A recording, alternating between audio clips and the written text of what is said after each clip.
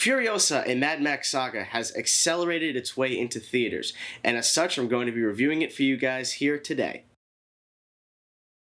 Furiosa, a Mad Max saga, was once again directed by filmmaking pioneer George Miller and is a prequel to Mad Max Fury Road, focusing on the standout character of that film, Furiosa, her origins, and later her trials and tribulations to eventually become the hardened warrior Imperator. And just before I jump into the review, please be sure to subscribe to the channel and give the video a like, and also turn on those post notifications so that you do not miss a video that I post. Now let's jump into Furiosa. Aside from the safe, watered-down PG-13 Thunderdome, I am a big fan of the Mad Max franchise. I own the original trilogy on Blu-ray, as well as, of course, Fury Road, which I did see in theaters on its opening night back in 2015, and it's amazing it's been almost a decade since that movie came out. And watching a 70-year-old filmmaker make this is the definition of a triumph. But it was also an unexpected movie. Nobody saw it coming, and when it came out, everybody was, or pretty much everybody was, blown away. So naturally, the idea of the same director who made the originals, now 80 years old, returning to make another one of these things, in addition with his wife Margaret Sixel editing the motion picture. Shut up and take my money! Now, the knowledge that this movie is a prequel will definitely turn off some viewers, and I myself had a little bit of skepticism. Each Mad Max entry felt different from one another. They felt like anthology films, with very small things that loosely tied them all together. And with Fury Road coming out almost 10 years ago, that movie was so different from the previous trilogy, and this movie almost felt like they were taking that and sort of cranking it up to a 13. I would say about 45 minutes into this movie, I had a thought in my head that said, I want to rewatch this. Before the movie was finished, I knew that I wanted to rewatch it. And by the time I got to the end of the movie, I had said to myself, I am 100% seeing it again because this movie was awesome. I had such a great time watching Furiosa, a Mad Max saga. And despite the fact that I did have those reservations, most of them were put to rest. Despite this being a prequel, it does what the best sequels and or follow-ups do, which is expand the world, but also show us things that we genuinely wanted to see. Things like the Bullet Farm or Gastown.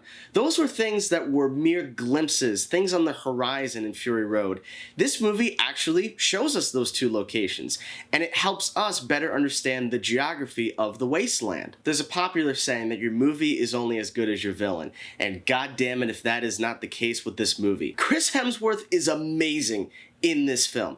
Absolutely spectacular. He is cold, brutal, barbaric, snarky, and a sense of humor that is so dark. Even his cronies are going, is this supposed to be funny? Like, should we be laughing at this? And you know you've crafted a great villain when you genuinely want to know more about them and how they rose to their power. In regards to the titular character, there is an actress who plays her as a young girl, and then eventually Anya Taylor-Joy. And I thought the young actress did a stellar job, because she's in the movie for quite a while. By the time we do get to Anya Taylor-Joy, we see that there is a good progression in her character. However, she is still wildly inexperienced. And watching the rest of the movie is really getting to see the progression of her character, and how different smaller characters come in and are able to aid her throughout her journey. Now, we're all wondering, how was the action?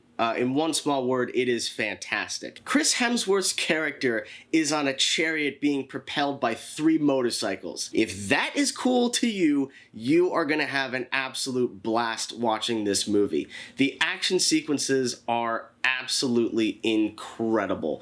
They are so much fun to watch, extremely visceral, and once again, the fact that they are being directed by an 80-year-old man. That alone right there, and the fact that his wife is close to the same age as him, I think, editing these sequences, that should win them the Academy Award right there. They 100% deserve it. That being said, this movie is still a prequel. We know the eventual end of the story, with Furiosa continuing on, finding out that there is no Green Place, and she eventually becomes the ruler of the Citadel. We know those things, and we know that there are certain characters that are introduced here that will make their way into the next one. However, there are certain characters here that the moment they stepped on the scene and they started to have a interaction with her, I went, yeah, you're not making it. You're definitely not seeing the sequel.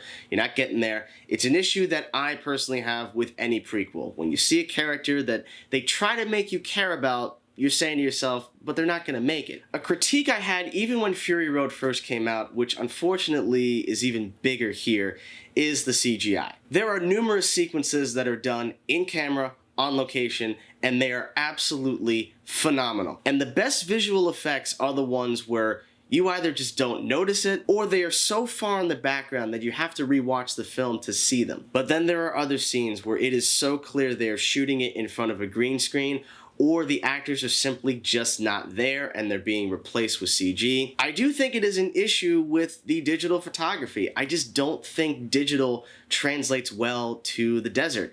It makes everything feel a little bit artificial, and having that very bright, glossy finish to it only makes the visual effects in CG stand out that much more. There is a small supporting character who I am gonna say is a deformed individual, but every time that character was on the screen, it just looked so fake. Nothing about it looked real, and it's very distracting when they're trying to blend in these real-life sequences that are phenomenal with these other moments that feel unfinished. And lastly, this movie features a coda that I found completely unnecessary. I almost felt like the movie ran just a tad too long, maybe by like 5 to 10 minutes. And I think if they removed those final 5 to 10 minutes, that would have been very solid, because the movie is over 2 hours long, and I can recall during those final 15 minutes, it was getting a little long. I know this is going to contradict the popular opinion, but I genuinely think that if an extra $25 to $30 million was put into the special effects and they trimmed the final 10 minutes, man, this movie would have been even more amazing than it already is. But I thought this movie was great. It is one of the best action movies of the 2020s, and it is a movie that I want to see again in its entirety. Because in a lot of movies I've found recently, there are certain scenes that I liked, or like little moments I'm like, well, you know, I'll go back and I'll watch like a 5-minute clip of it. This movie, it captured me from minute one. It immediately started going, and the pacing I thought was fantastic. There's some people that might think it's either a little bit slow or it's just kind of showing us more of what we got in Fury Road. And to an extent, I can see what you mean with the latter. But I thought the movie was awesome. I really had a great time. And I'm going to give Furiosa, a Mad Max Saga, an A. Definitely go see this in the theater, guys, but before you rush out to go see it, please subscribe to the channel and give this video a like, and check out all my social media pages in the description box below, including my website. Thank you all very much as always for watching, and stay tuned.